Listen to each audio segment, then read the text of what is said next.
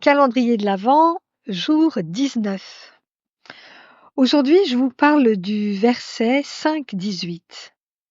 À l'égard d'un brahmane maîtrisant le savoir, à l'égard d'une vache, d'un éléphant, d'un chien et aussi d'un mangeur de chiens, les sages ont le même regard.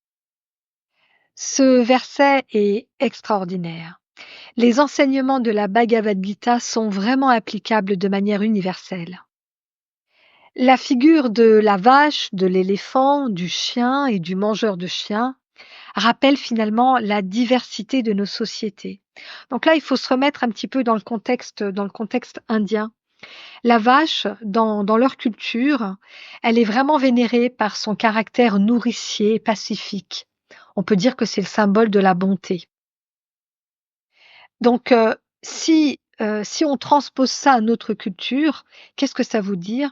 C'est que ça peut vraiment représenter les personnes bienveillantes, les personnes généreuses, celles qui apportent du soutien aux autres finalement, les personnes qui sont beaucoup dans le dévouement, oui, c'est ça. Alors ça peut être, vous voyez, je pense au métier, une infirmière, un enseignant, quelqu'un qui consacre sa vie à aider les autres finalement. L'éléphant, en Inde, il est vraiment le symbole de la majesté et du pouvoir. Pour nous, il pourrait représenter la force, la sagesse. Donc au niveau des personnes que ça pourrait, représenter l'éléphant, eh bien ce sont, on va dire, les leaders, les personnes, qui sont, enfin les personnes figures d'autorité, celles qui nous inspirent du respect et de l'admiration. Les personnes qui possèdent un grand pouvoir, hein, du prestige, voilà.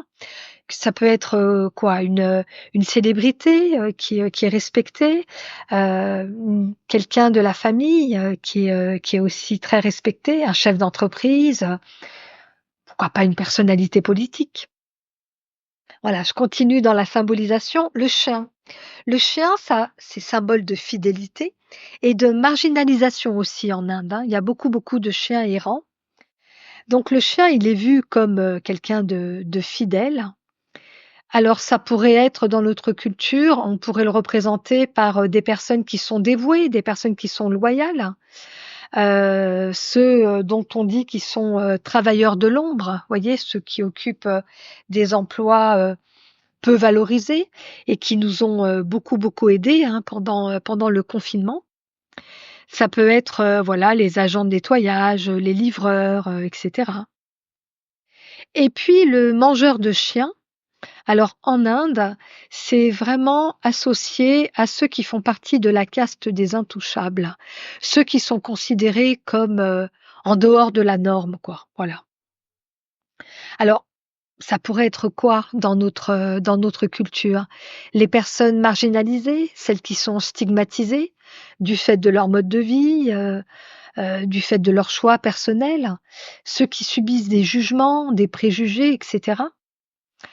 J'ai noté, les sans-abri, les personnes qui ont eu des antécédents difficiles, hein, ça peut être aussi des anciens détenus.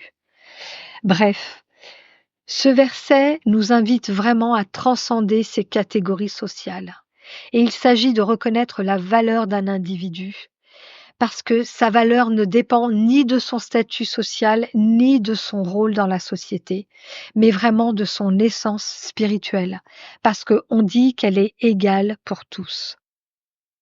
Alors avec ce verset, la pratique du jour, comment le mettre en pratique, j'avais vraiment envie de vous proposer de, pendant une journée, est-ce que vous pouvez noter comment est-ce que vous jugez spontanément les personnes que vous rencontrez, du fait de leur apparence, du fait de leur métier, du fait même de leur mode de vie?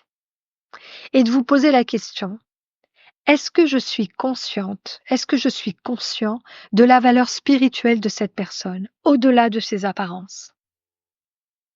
Parce qu'il s'agit vraiment de voir ces individus, non pas dans leur rôle ou dans leur statut, mais comme des âmes qui partagent la même essence. Oui, nous venons tous de la même source, mais nous n'avons pas le même dharma. Je vous laisse réfléchir là-dessus. À bientôt.